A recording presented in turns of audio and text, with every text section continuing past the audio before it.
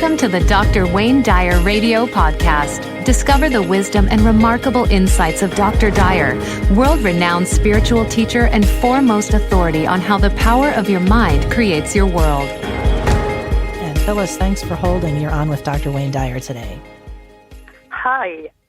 Hi, Phyllis. Dr. Dyer. How are you? I watched your movie, The Shift, and Power of Intention. I was so impressed by the way how you forgive your father. You know, at the age of 35, when you struggle like every day of life. And I am myself really struggling with forgiving my parents. Not like they were so abusive or, you know, nothing really bad happened, but I guess they gave me too much responsibility. And I'm coming from a country that valued the boys more than girls.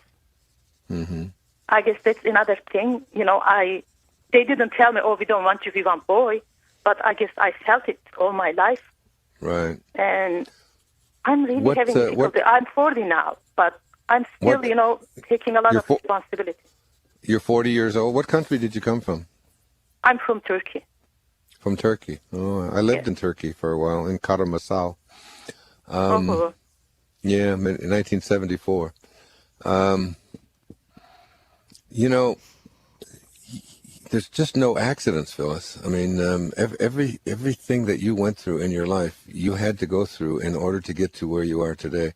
That's one of the really, truly important, great lessons to do, and that's what allowed me to look at all of the behaviors of my father, who abandoned us, and you know, was spent time in jail. He was a thief. He was a bad dude in almost every way you can think of, and everyone who associated with him knew that.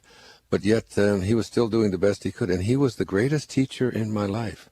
And in fact, we've just done a film about this using actors to portray sort of a little different storyline, but it's basically the same thing. It's called My Greatest Teacher, and you'll be able to see it. It might help you when it comes out next month. But you know, I would look upon the country that I came from, the culture that I came from, my parents, the fact that you know, that this is a culture that does put their, you know, prize of men more than women, but the entire Muslim world does exactly that. It's you know, it's you know, women's the problems with the Taliban and all of this in Pakistan and Afghanistan and so on, and yes, including Turkey, is a place where women are considered to be subservient and so on. But I mean, here in America, I mean, you hear the Tea Party. You probably hear about this Tea Party, these people, and I hear the women up there saying our founding fathers wanted this for us, and we just support what our founding fathers said. And I think to myself, your founding fathers didn't even want women to vote. In fact, women didn't even get the chance to vote in the United States of America, supposedly this free place, until 1920, when my own mother, who was still alive, was 4 years old. That's when women got the vote in 1920. So the founding fathers thought of women as irrelevant and unimportant. And yet, I mean, I think they have a tendency to forget that. So, but in order to get to a higher place, you have to go through these lower places. And these lower places that you went to, this low energy that you had to live with, instead of being upset about it and angry about it and looking to forgive about it, I would go within and say, it has taught me not to be that kind of person with my own children, my own daughters. And if you don't have daughters, then, you know, the young women that you will encounter in your life, it's taught you so many things that you now know not to be. And I always feel that you have to experience what you don't want, not just intellectually think about it, but you have to experience what you don't want in order to get to a place to live what you do want. And all of those experiences were absolutely necessary. And here you are right now, 40-year-old woman, and you have an opportunity to really impact young girls growing up in Turkey who are still being exposed to the kinds of things that are taking place. You can make a difference. You could never have made that difference if you didn't have that internal outrage about how you were treated as a young woman. And so that internal outrage that you experienced and are continuing to experience today can be channeled into something very positive and very where you can really make a difference. I mean, I took the experience of living in an orphanage, of being abandoned by my parents, of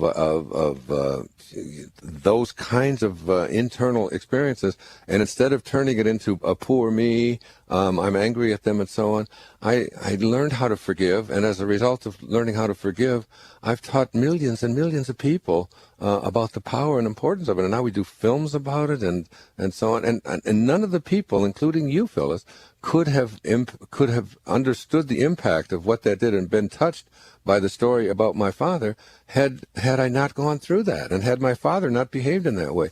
And the way I look at it from a larger view is that we incarnate into this world. We have a purpose. Maybe my father incarnated into this world and behaved in the ways that he did in order for him to have one son who could ultimately learn the power of forgiveness, and by learning the power of forgiveness, help Phyllis, who grew up in Turkey. And you see what I mean? I mean, you can turn this whole thing around, and you can be grateful. And I think the day I pass on, I know my father will be there because I feel him around me all the time.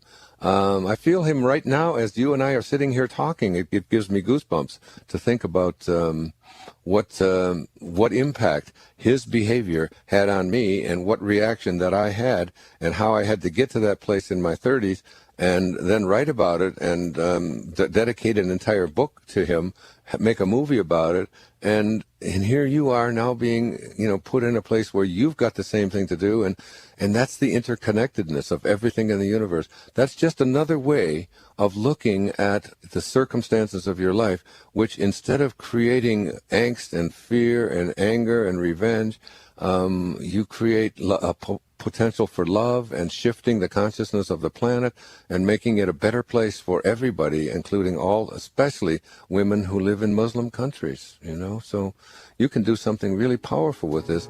And if you hadn't had this experience, Phyllis, you wouldn't be able to do it. To find out more about Dr. Wayne Dyer or any other Hay House author, please visit hayhouse.com. Thank you for listening.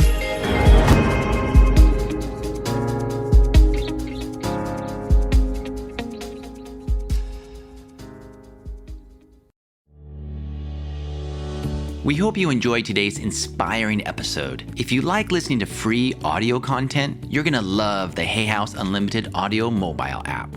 The app gives you unlimited access to thousands of audiobooks, guided meditations, and lectures to help you reach your goals, improve your sleep, expand your mind, connect with your spirit guides, heal your body, and so much more.